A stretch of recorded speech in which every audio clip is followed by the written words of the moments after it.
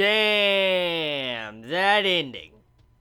So Zod is fighting the Emperor, or an army of apostles are fighting the Emperor at the end of this volume. Oh my.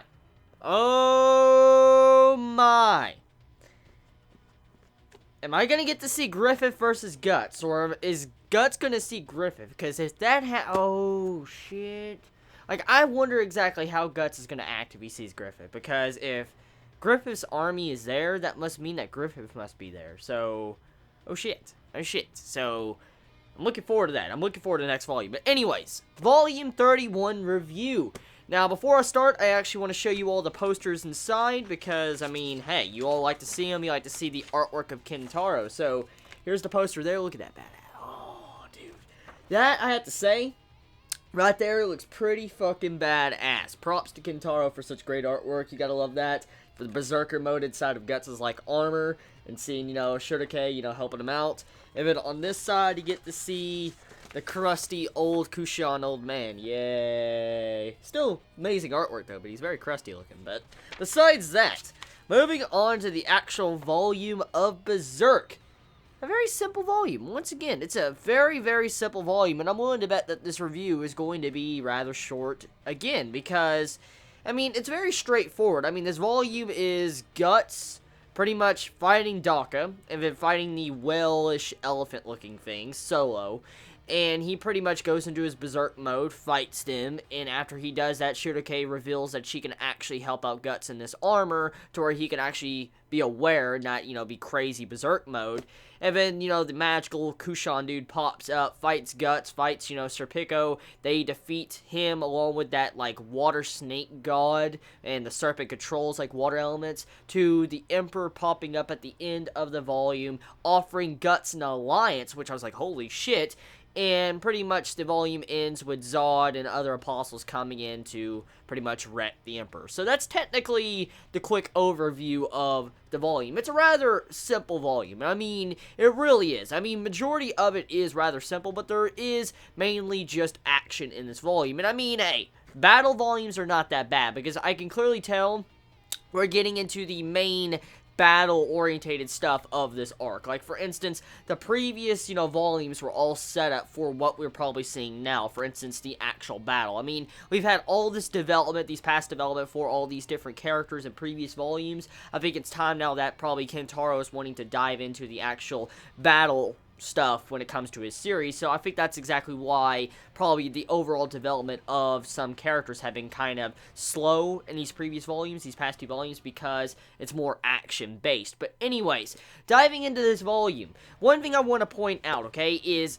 freaking Guts actually being able to control his Berserker armor, and I'm like, oh my god, so this is a great stepping point. That is a massive stepping point for Guts to actually be able to kind of control stuff. I mean, he's technically not fully controlling it. It's because of Shurike being attached to him that he can actually control it. So, technically, the only way he can control his Berserker armor is if Shurike is also attached to him when he goes Berserk. And so, technically, he still has that weakness if he goes Berserk in the middle of battle and Shurike's not around. He can pretty much kill everybody. But I mean, at the moment, we found out that if Shurike is near him when he transforms, she can keep him in, you know, a normal state, and while keeping his Berserker power. So with this volume, like I said, that's one of the main points of this volume that actually really stood out, because now Guts can go berserk. He can wreck things, wreck demons, and turn into a monster while keeping his sanity.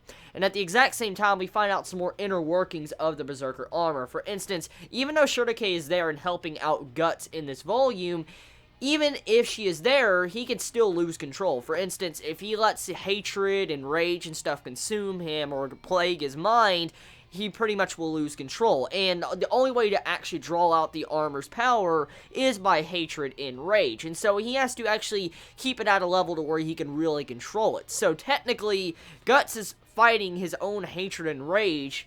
It's something right there I find very interesting, because hatred and rage have been a part of Guts' character since after the eclipse. I mean, let's think about this, okay? The entire things, like the entire emotions that's actually driven Guts and made his feet walk forward is rage, hatred and vengeance. That's what's really made Guts walk since the beginning of this series.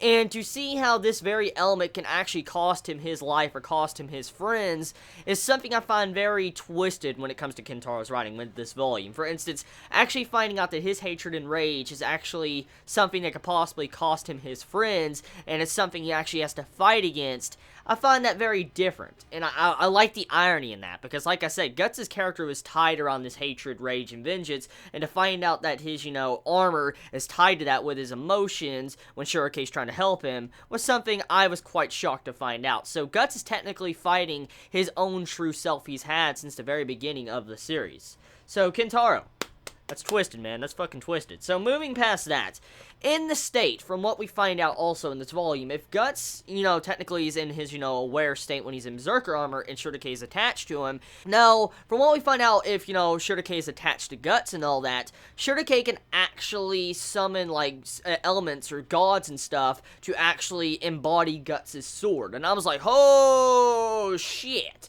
So, pretty much, we find out that technically Shurike can put like different elements inside of Guts' sword. Like if he wants a fire elemental sword, a water elemental sword, lightning based sword, stuff like that. And those entire elements, I was like, oh my god. So Guts is getting another upgrade technically because the Shurike is attached to him and she, gives his, sword a little bit of extra oomph. He could cause a lot more damage, but at the cost of Guts though. Because I mean, we gotta look at the repercussions of this volume.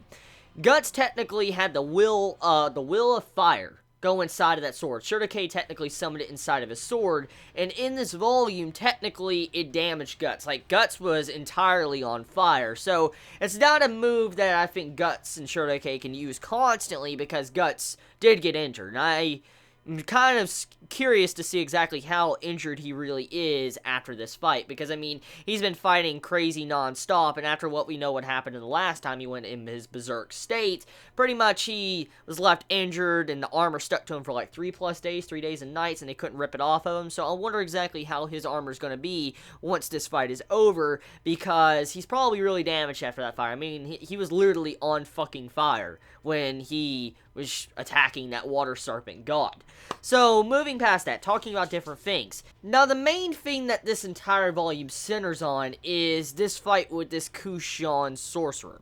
And this sorcerer is really, really different from the normal witches we have seen for the course of this series. For instance, right at the beginning of this fight, you could tell he is completely different from Shurike because his magic is kind of different. And he even states that in this volume that his magic is quite different. The execution of his magic is different compared to Shurike's. And I found out, like, that's interesting. I wonder exactly what really makes his magic different. Like, is it because he got his magic from maybe the Emperor? Because, I mean, we did see, I think about 3 or 4 volumes back, I remember those, Kushan that were doing the ritual and stuff, and they were using familiars to work with them. When they died, they had the smoke come out of their mouth, and I remember I stated in that volume, that's kind of weird, because the Emperor, when he was first displayed, he was like fog and smoke, and what came out of those Kushan's mouth when they technically died was fog and smoke, so it made me believe that they were tied to the Kushan, and that's why they got their magic power. Maybe that's exactly why this Kushan dude can use such extreme magic, and it's quite different from how Shurike uses it. But here's the thing, okay? With the magic this dude used, he was actually controlling, like, a freaking water serpent. Like, he was controlling this water serpent god, technically. And this water serpent actually could use elements, water elementals. And when he was using it, this, like, serpent had, like, this giant fucking, like, snake shape. It was giant. It was a small little solid white albino snake. It was small. Like, it was like this. And this snake was actually able to control all these water elementals, so it was a really powerful fucking snake to be able to do something like that. And on top of that, this dude was actually able to control that and use its magic. Like, he was able to use this, snake's magic by causing, water tornadoes, pretty much. You saw these water tornadoes popping up, and Guts was fighting. I was like, oh my fucking god, like, it looked fucking epic, dude. The artwork in those panels, damn. Kentaro, you never cease to impress me when it comes to some of your artwork. Like, in the panels, of this volume, oh my god, the water, the fighting, the panels of Guts in his Berserk state, like, dude, like, that panel in this volume, I was like, dude, that looks so badass. When you see Guts turn around after saving everybody, you see that eye pop out, I'm like, oh my god, that fucking artwork, oh, Kentaro. But anyways, pretty much this dude, his magic, he pretty much used the Serpent's magic, technically. Like, he was borrowing the Serpent's magic to be able to dish a lot of damage to Guts, and which in turn, eventually, Guts and Shurike overpowered him with the Flame Will, and they won. Now, the thing is, okay, with this other section of the fight, you move on to the actual Will of Fire, which I want to get into. So, we find out one major point in this volume, and it's actually really important. I could see it playing a major part later on down the road. We find out that it is a lot harder to summon gods, spirits, or whatever when you're in a city, because there's a lack of spirit presence. Like, I mean, there is spirits, but it's harder to find them because, there's so many people, and just the presence is lacking because, people's taken over the territory, and because of that, Shurike actually had a hard time discovering where to find a god, and so she had to actually use, like, an unnatural god called the Will of Flame that was technically kind of like a man-made god, kind of, because it was like the god of the battlefield, or flames on the battlefield, and so Shurike actually used this, which was quite shocking to see how she was still able to find this god, even though technically it was a lot harder than normal. So I found that cool, and I also like how she states that technically no place is there where there's no spirits. For instance, every single place in the world has a spirit somewhere. You could find one, but it's harder in some places. So that little point in this volume is definitely going to prove to be very important later on down the road. Now, things are, okay, with this other sections of the volume, it goes into the actual parts with the Emperor. The Emperor pops up. And with the actual Emperor popping up, I was like, oh, fuck. Like, when I saw the Emperor pop up after, the dude got wrecked, like the water serpent god dude got wrecked, the Emperor pops up, and I'm thinking, like, how the fuck are they gonna fight this dude? This dude is, like, pretty much could be considered a demon king, and he's fighting Griffith and his army. I mean, we got to see his strength a couple volumes back, and I was like, oh my god, his strength is ridiculous. So, when I saw him pop up in this volume, and you saw his face and his smile and shit, I'm like, oh god. I mean, how do you fight someone that's solid fog or smoke? I mean, you gotta think about that, okay? From what we have seen from this dude, he seems like almost fucking immortal. Like, he's solid fog and smoke. How do you kill a demon that's solid fog and smoke? I mean, it's like trying to kill air. Like, seriously. Like, imagine trying to kill air with a sword. That's pretty much what Guts is fighting, technically. Or Zod at the end of this volume is fighting. So how do you kill someone that is fog or smoke? I mean, I don't know how the fuck you can do something like that. I don't. But we'll have to see. We will have to see, because there will probably be a way to bring this dude down. But, I mean, I'm questioning, like, how do you bring someone down that's fog or smoke? Now, other things, though. Getting back onto the actual Emperor part. So, the questions I had with the last volume actually play a role in this volume. I was like, oh, shit, when I actually saw it. Like, the actual questions I had in the last volume, I stated that I wonder what the Emperor is going to do, because technically the Emperor is against Griffith, and, we know Guts is against Griffith, so two common enemies, technically can work together to take down another common enemy. So, I was wondering about that, and what Guts would do if he actually encountered the Emperor, and he found out that the Emperor was against, Griffith, what would exactly happen. I love how Kentaro actually answered that question. I love that so fucking much, because to see how actually Guts kind of slightly got interested with the Emperor's, request, I mean, here's the thing, actually.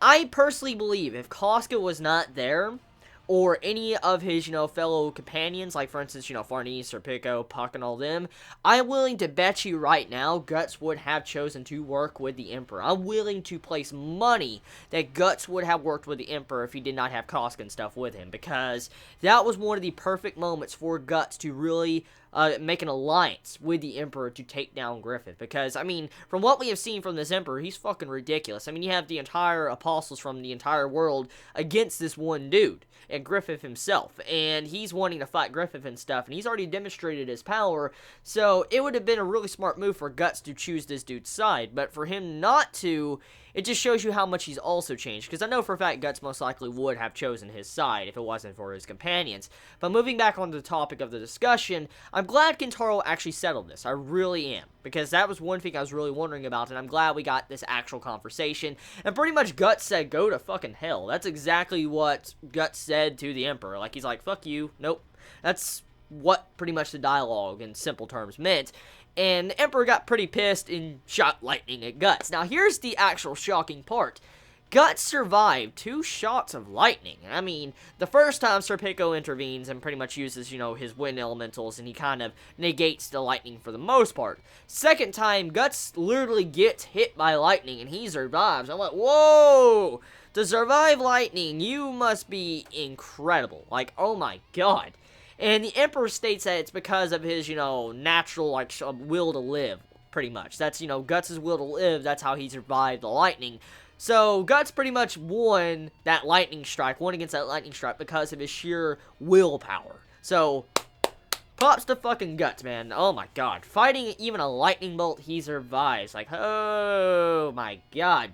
And on top of that, the third strike, right before he gets hit by the Emperor, he actually sits his sword into the ground to where, it becomes a lightning rod. So, once again, Guts using his head for tactics and stuff really quick to actually save his ass. So, to see how Guts also used his sword as a lightning rod to save against the Emperor, also shocked the Emperor, which led into the conversation of, him asking to join and stuff like that. So, that leads to the actual ending conclusion of this volume. So, the ending of the volume is rather simple. It's really quick, too. It mainly focuses on the Apostles coming in, Zod coming in, for instance, wrecking the dock. Oh, my God, dude. Dude, Zod just, Zod makes an appearance in this volume, and he destroys this dock. Like, you see him tearing through Daka and shit, and then all of a sudden, you see him flying with his apostles behind him and stuff, leading an army of apostles, flying at the Emperor, and he goes straight for the fucking Emperor. I'm like, whoa, dude! Zod goes straight through the Emperor, and I'm like, oh god. And he actually survives the hit, but he lands on the ground after like 2 to 3 hits. He lands on the ground, and it looks like he's unconscious, and he's in front of Guts. Oh god. What the hell? Like, I mean, if Zod cannot even fight this dude, okay? Like, from what we have seen demonstrated through the course of this series, Zod the Immortal, or Zod the Badass, or Zod the person that wrecks your face, the only person I've ever seen actually defeat him is Griffith, and because he's a godhand now. And so, the Emperor's actually giving Zod a run for his money, and I'm thinking to myself, like, how the hell is Guts supposed to fight someone like this if technically even Zod can't fight him? Because, I mean, from what we saw demonstrated, Zod and, Guts are pretty much similar in strength from the last fight we saw. And so, to see how Zod technically couldn't even put a dent in this dude, or all these apostles too, like, oh my god, there's like 30 to 40 apostles in the sky, and this Emperor dude just electrified them all and fried them to death, and they just collapsed. It just shows you the strength of, Guts to survive that one lightning strike, because all the apostles got fried, incinerated, and they fell to the ground dead. Zod, we know for a fact probably Zod is not dead. I mean, I highly doubt with the ending of this volume that Zod is dead. He is way too important as a character. He's way too iconic as a character to kill off now, because we still have so much more we need to know about Zod. So I highly doubt Zod is going to die by the Emperor, because, like I said, Zod and the Skeleton Knight needs to happen once again. We need to exactly see why they have a rivalry, and we also need to find out more about them. We also need to actually see that final confrontation with Zod versus Guts, because that needs to fucking happen. Straight up needs to happen. So, I highly doubt Zod is going to die. But the bigger question is, what the fuck are they gonna do? Because this Emperor dude is there. The literal Emperor is there versus the entirety of the, Apostle army from what I can see, and they're getting wrecked. And so the only way I can see how this Emperor dude can fall at this moment, in probably next volume, is by Griffith appearing. But if Griffith appears, that raises another question. What is Guts gonna do when he sees Griffith? Because we know for a fact, if Guts sees Griffith, he's going to charge him. He's going to fucking charge him, and he's going to try to kill him. And then, which will lead to probably Zod and the other demons trying to take down Guts, which would kind of be crazy. So that might turn into, like, a 3-way fight. The Emperor versus the new Neo band of Hawks, and then Guts and his company. Oh, God. That'd be fucking epic if that shit happens. That would be so epic. But, so yeah, that's pretty much this volume of Berserk. So tell me your thoughts in the comments below. I love y'all so much. You have a wonderful day or not wherever you live. Please be safe. Chibi out.